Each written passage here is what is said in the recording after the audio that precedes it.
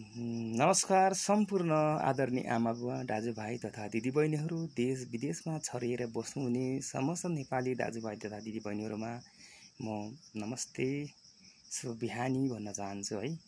आज पनि मैले केही भिडियो तपाईहरुको समक्ष पुर्याउने एउटा जमर्को गरेको छु। कृपया यसलाई अन्यथा नलिदिनु होला है। यसभन्दा पहिला पनि मैले केही भिडियोहरू यस्तै अपलोड गर्छु। यो भिडियो मेरो यस प्रकारका हुन्छन् कि जानी नजानी भए पनि हैन, आफूलाई चाहिँ मनभित्र लागेको कुरा, आफूले लागेको कुराहरू बाहिर भिडियो समक्ष तपाईको भिडियो मार्फत तपाईहरुको समक्ष पुर्याउने मैले कोसिस हर समय गरिरहेको छु। यो जारी नै हुनेछ मेरो हैन। किन भन्नुहुन्छ भने म आजको भिडियो यस प्रकारको छ कि राष्ट्रिय निर्वाचन आयोग, जो निर्वाचन आयोग भित्र लागू हुने कुराहरू, निर्वाचन आयोगको प्रणाली सिस्टमहरू, निर्वाचन आयोगको नीति नियम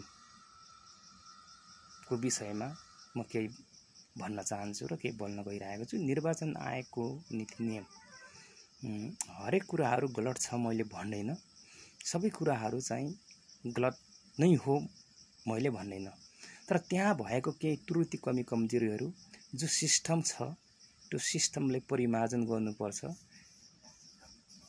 त्यो सिस्टमलाई फेरबदल गर्नुपर्छ र मात्र मतदान गर्ने समयमा नेपाली जनताहरूको मोडको चाहिँ मूल्याङ्कन सही हुन्थ्यो कि जहाँसम्म लाग्छ। जनताले के खोजेका छन्, जनताले कुनतिर धकलिँदैछ र नेताहरूले के चाहेका छन् भन्ने कुराहरू एकदम चाहिँ धेरैको फरक छ। हेर्नुस्, अब निर्वाचन आयोगको प्रणाली सिस्टम कहाँनिर खराब छ, के परिमार्जन गर्नुपर्छ, किन खराब हो भनेर चाहिँ तपाईहरुले सोच्नु होला। यो व्यक्तिले किन निर्वाचन प्रणालीको सिस्टम, निर्वाचन प्रणाली माथि नै प्रश्न चिन्हहरू खडा गर्यो, उठायो भन्ने कुराहरू पनि हजुरहरु लाग्न सक्छ। र सिम्पल धेरै सर्टकटमा धेरै छोटो कुरा म हजुरहरुलाई भन्न गइरहेको छु। यसमा कृपया ध्यान दिनु होला। किन भन्नुहुन्छ भने जहाँ कि निर्वाचन 2079 को स्थानीय तहको भए लगतै 2079 मंसिर 4 मा संघ तथा प्रदेशको चाहिँ तपाईको निर्वाचन पनि सम्पन्न भयो र त्यही निर्वाचन नै तपाईको अत्याधिक मोड लिएर तपाईको जनताबाट निर्वाचित भएर जनप्रतिनिधिहरू जनताको चाहिँ जनजीविकासँग चाहिँ जोडिएको विषयलाई उत्थान गर्नको लागि एउटा तपाईको केन्द्रमा पनि तपाईको सांसदहरू पुगे, प्रदेशमा पनि सांसदहरू पुगे है। अब यस विषयमा आफ्नो ठाउँबाट गर्नुपर्ने पहलहरू कतिको गर्नु भएको छ, उहाँहरूले तपाईहरुलाई दिएको आश्वासनहरू, तपाईहरुले दिएको बाचाहरू पूरा गरे कि गरिनन्, कति ठाउँमा विकास भएको छ, कति ठाउँमा भएको छैन होला, कति ठाउँमा तपाईको चाहिँ पक्ष र विपक्षको हिसाबले पनि तपाईको त्यहाँ केन्द्रित भएर चाहिँ विकासहरू चाहिँ तपाईको भएको होला। जहाँसम्म लाग्छ समग्रमा सबैले एक मुस्ता तपाईको बराबर गरिकन हेर्ने दृष्टिकोण एउटै राखिकन पक्कै पनि त्यो बजेटहरू चाहिँ तपाई विकासहरू चाहिँ तपाईको भएको छैन होला।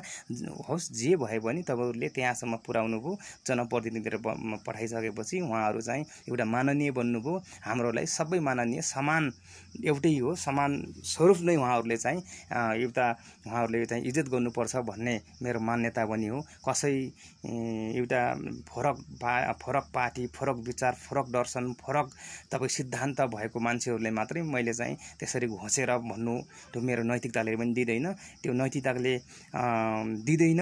र त्यो भन्नु भनेको नै अरु र ममा के फरक पर्यो र आरोप र प्रत्यारोप लगाउँदै हाम्रो नेपालको स्थिति देखिरहनु भएको छ। नेताहरूको पनि फल्ना यस्तो, देशका यस्तो भन्दा भन्ने कुर्सीको लथार पचार भइरहेको छ। हामीले पनि फल्ना यस्तो, देशका यस्तो भन्दै गयौँ भने उनीहरू र हामीमा फरक केही छैन। हामी एउटा चाहिँ नेपाली एउटा जनता हौं, एउटा नेपाली नागरिक हो। नेपाली नागरिकको मनभित्र एकदम स्वच्छ हुनुपर्छ, भावनात्मक रूपले पनि एकदम हामी सफा हुनुपर्छ, हाम्रो मन चाहिँ सफा हुनुपर्छ भन्ने एउटा मान्यता राख्ने व्यक्ति भएको कारणले गर्दाखेरि पनि मैले चाहिँ यो कुराले यतातिरले। तर निर्वाचन प्रणालीमा जो 2079 को समयमा अथवा त्योभन्दा पहिला पनि के भइरहेछ भन्नुहुन्छ भने जनताको सही भोटको मूल्याङ्कन कसरी गर्ने भन्ने विषयमा त्यो जनताको सही मतको मूल्याङ्कन अहिलेसम्म भएको छैन। जहाँसम्म जनताको मूल्याङ्कन सही हुन्छ त्यसबेला आफ्नो जनताले आफ्नो जनप्रतिनिधि आफै छान्ने र जनताले नै मन पराएर तपाईँको चाहिँ जनप्रतिनिधि विजय गराएर जिताएर अत्याधिक बहुमतले जिताएर त्यो ठाउँमा पुग्छन् जो चाहिँ तपाईँको विकासको कुराहरू, विकासको नीति नियम निर्माण गर्ने ठाउँमा पुग्छन् जनप्रतिनिधिहरू, बल्ल मात्र जनताको भोटको मूल्याङ्कन हुन्छ तपाईँको। तर मैले भन्न खोजेको र जोड्न खोजेको विषय कहाँनिर हो भन्नुहुन्छ भने निर्वाचन प्रणाली, निर्वाचन आयोगले अब चाहिँ के गर्नुपर्छ भन्नुहुन्छ भने यो 2084 सालमा कुनै पनि पार्टीका कार्यकर्ताहरू चुनाव प्रचार प्रसारमा हिँड्न बन्देज लगाउनु पर्छ। जस्तो कि मौन अवधि आउँदाखेरि पर्चा पम्पलेटहरू अथवा कुनै गाडी घोडाहरू तपाईँको चाहिँ लिएर हिँड्न मिल्दैन।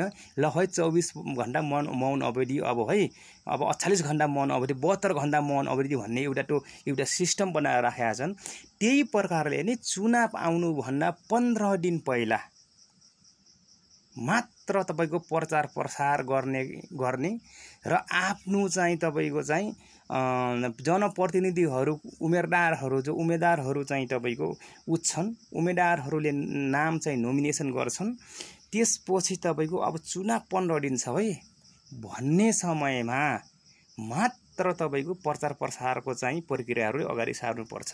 त्यो पनि कुन प्रकारले भन्नुहुन्छ भने कार्यकर्ता हिँडालेर घोडा गाडीहरू डेकहरू गानाहरू बजाएर भात भोज भतेर खुवाएर होइन। हेर्नुहोस् केबाट तपाईँको सामाजिक सञ्जालको माध्यमबाट आफ्नो एबिसी बुढागत रूपमा आफ्नो घोषणापत्रहरूमा के छन् तपाईँको सामाजिक सञ्जाल मार्फत तपाईँको प्रचार प्रसार गर्न पाउने।